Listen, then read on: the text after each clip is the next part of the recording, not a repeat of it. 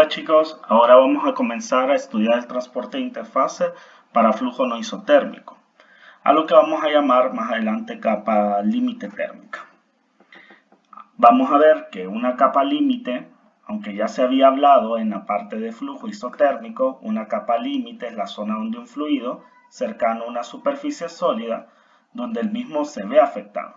Y se puede entender como el límite donde, en este caso, la temperatura es acá. La temperatura es perturbada desde 0 a 99%. Entonces vamos a ver nosotros como analogía de la cantidad de movimiento. Tenemos nuestra capa límite térmica que también está en régimen laminar y ya sabemos que en un flujo a través de una placa podemos tener una capa límite laminar, una parte de transición y una capa límite turbulenta, donde dependiendo de su número de Reynolds podemos ir encontrando esa dimensión de la capa. Es decir, si tengo una placa de longitud L, donde voy a encontrar que es este punto de quiebre hacia la capa de transición y turbulenta, esta parte donde se le perturba el 99%, que es el que describe el límite de la capa, y a esta altura se le va a llamar altura o grosor de la capa térmica, en este caso, que es de un fluido no isotérmico. Vamos a encontrar que dentro de la capa límite térmica vamos a encontrar zona laminar, que tenemos una zona muy fuerte en conducción y una zona que se va generando turbulenta por convección. Entonces vamos a ver que el espesor de la capa hidrodinámica habíamos dicho nosotros que era función de X. Y vamos a tener una capa límite o capa térmica en el flujo laminar, donde la vamos a designar como el delta T o este delta en algunos otros textos de literatura, y que también es función de X.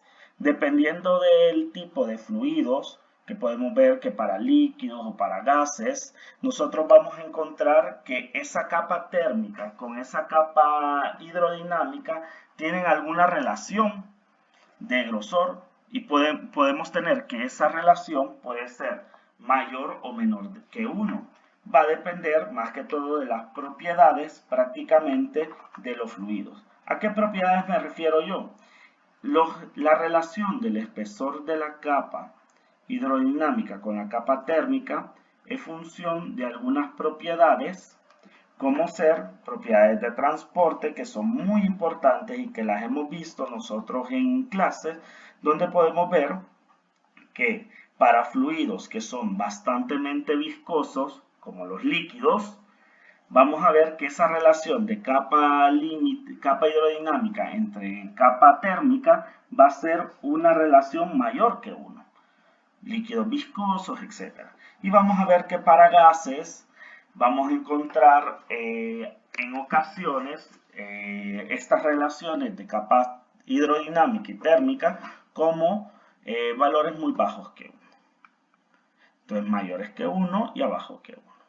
Entonces nosotros vamos a saber que tenemos por la parte de movimiento que une dos fuerzas muy importantes que ya habíamos visto, el número de Reynolds, que prácticamente consistía en relacionar dos tipos de fuerzas, tanto fuerzas que son importantes para el flujo inercial y fuerzas que son importantes para los fluidos viscosos, ¿verdad?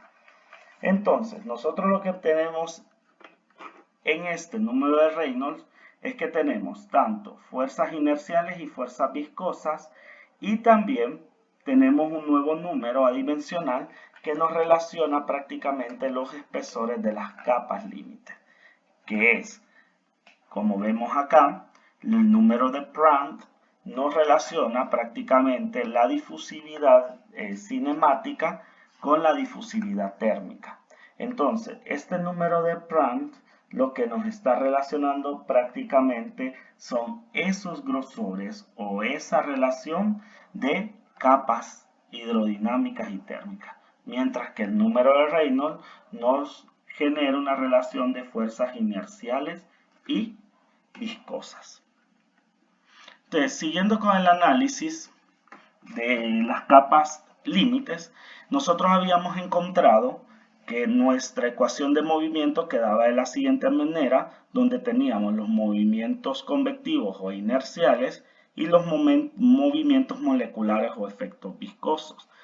Y ya habíamos visto de que el componente, lo voy a poner acá arriba, densidad velocidad x parcial de la velocidad en x con respecto a x era mucho mayor que el componente viscoso de la velocidad en esa misma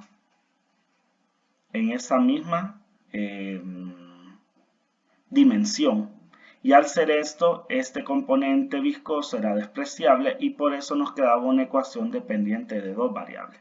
Es decir, una velocidad que iba a variar tanto en la coordenada x como en la coordenada y.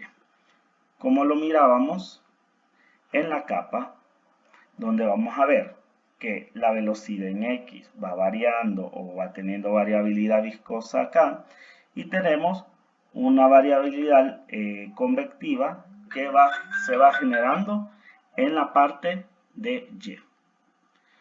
Entonces teníamos esa ecuación diferencial. Ahora, haciendo el mismo análisis para el espesor de la capa térmica, nosotros tenemos que la ecuación de energía dada para, vamos a ver, acá debemos de tener las segundas derivadas de la temperatura con respecto a la posición. Y entonces tenemos que por ser una capa límite en estado estacionario, esta se vuelve cero. No teníamos velocidad en y, volvemos cero, ni velocidad en z. Y tampoco tenemos efectos gravitatorios o energía potencial en la capa. Y como vemos, nuestra capa límite no va a variar en z y solo va a variar en la variable x y y. Entonces vamos a tener la siguiente ecuación, donde tenemos la segunda derivada parcial de la temperatura con respecto a x, más la segunda derivada parcial de la temperatura con respecto a y por la conductividad térmica, dando esto los movimientos moleculares, es decir, los efectos de conducción, y estos los efectos convectivos o de arrastre. Entonces vamos a ver que para la coordenada x, los efectos convectivos o de arrastre son mucho mayores que los de conducción en x. Y por lo tanto, vamos a hacer que esta segunda derivada es prácticamente cero, se va a despreciar, dejándonos una función del balance de energía o de la ecuación de variación de energía en función de la temperatura con respecto a dos variables, como habíamos visto en la capa hidrodinámica. Teniendo en cuenta esto, nosotros podemos resolver el espesor de la capa térmica, que va a ser función de x, con similitud de magnitudes, una resolución exacta, que es la de Pouillet, y el análisis integral térmico de von Karman. Entonces, vamos a ver una similitud de magnitudes. Prácticamente nosotros vamos a tener que en la capa, en el límite, vamos a tener que la temperatura va a ser aproximadamente a la temperatura infinito, la velocidad en x, velocidad infinita, x, que va a ser la longitud de la placa, y y, que tendría que ser nuestro espesor de la capa límite. Y entonces, tomamos la parcial de la temperatura con respecto a x, y esta, como la derivada solo es un operador, sería la relación de temperatura infinita entre L, y la segunda derivada de la temperatura con respecto a Y sería temperatura infinita entre el espesor de la capa límite térmica al cuadrado. Sustituyendo estos valores en la ecuación original, que sacamos con las ecuaciones de variación, tenemos esta relación donde podemos ver que podemos cancelar la temperatura infinito, y teniendo en cuenta que la velocidad infinito la podemos expresar de la capa hidrodinámica. Ya sabemos que la capa hidrodinámica era la raíz cuadrada de viscosidad por L entre densidad, velocidad infinita, y de acá podemos encontrar quién es esta velocidad infinita y sustituirla en la ecuación anterior. Al hacer esto, nosotros vamos a encontrar que si hago toda la sustitución, prácticamente la velocidad infinita va a ser igual a viscosidad L entre densidad por el espesor al cuadrado. Y al sustituirlo acá, nos quedaba densidad Cp por viscosidad L entre densidad espesor al cuadrado de la capa hidrodinámica por 1 entre L, y todo esto igual a conductividad térmica entre densidad espesor de la capa límite térmica. Vemos que la longitud se cancela, la densidad se cancela y me queda viscosidad Cp, y si pasamos al otro lado la conductividad térmica, me queda la conductividad térmica, y al otro lado pasamos este está dividiendo, pasa a multiplicar y puedo cerrar esto en la raíz. Y me queda que la relación de las capas hidrodinámica con térmica es la raíz cuadrada de un número dimensional que hemos definido, que es el número de Prandtl. Pero si vemos la resolución exacta de Pulhausen, entonces vamos a ver nosotros que él pudo determinar con bastante exactitud que la relación de capas límite es el número de Prandtl a la 1/3, que queda con bastante diferencia con la resolución de similitud de magnitudes. Entonces, ¿qué podemos hacer nosotros para no encontrar una ecuación diferencial parcial? Hacer un análisis integral térmico de von Karman. Prácticamente nosotros tenemos que hacer otra vez un balance de materia, que ya lo hemos visto, que lo tenemos que hacer tanto por encima de la capa, y tanto por estas unidades o estas áreas que tenemos acá, por debajo de esas áreas, para ver tanto sobre y debajo de la capa límite. Si vemos, el flujo másico está diseñado como densidad, velocidad característica por un diferencial de área. Entonces, en este punto vamos a tener un flujo másico infinito, y vamos a tener tantos como un flujo másico abajo de la capa que entre en X y otro que entre en X más delta X. Y con eso podemos plantear esta resolución, donde vamos a integrar desde 0 hasta nuestro límite, que sería en la coordenada Y, que sería la capa, el límite, que sería el grosor de la capa térmica. Y como estamos en estado estacionario, hacemos 0 la acumulación. Tendríamos la siguiente ecuación, y con ello podemos trabajar el siguiente balance, que sería un balance de energía, donde la velocidad acumulada de energía es 0 por estado estacionario, y vamos a analizar tanto la entrada y la salida de energía. Vamos a tener energía que se va a dar por conducción y por convección. Como ya sabemos, la convección, si nosotros despreciamos la energía cinética en esa capa límite, vamos a ver que la conducción es netamente la energía interna. Pero si vemos, esa caída de presión que va a dar por el arrastre que se da si hacemos un análisis con la ecuación de energía de Bernoulli, nosotros podemos convertir esas presiones que están tanto al inicio o a la entrada de nuestro diferencial en la capa límite como a la salida. Vamos a ver que podemos transformar esa capa límite de energía interna a entalpía. O siguiendo, si tenemos un fluido netamente incompresible, vamos a tener que esto es 0 y que la energía interna va a ser muy aproximada a la entalpía.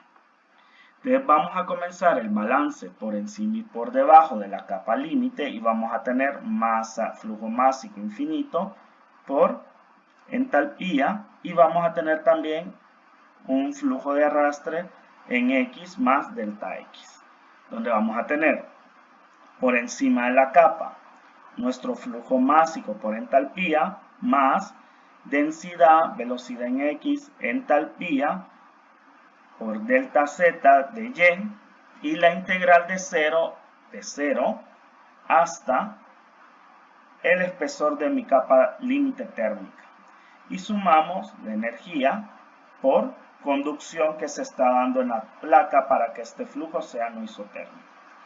Reordenamos la ecuación dividiendo entre el diferencial de volumen, que sería delta X, delta y delta Z. Un diferencial, no de volumen, es un diferencial de área, digo, que sería delta X entre delta Z, y obtenemos esto, y aplicando los límites obtenemos las derivadas con respecto a X, y con ello la ecuación integral de von Karman. Si nosotros aplicamos límite cuando el delta X tiende a 0, vamos a ver que este está dividiendo estas dos sumas y nos genera la derivada con respecto a X de la integral de 0 a delta t.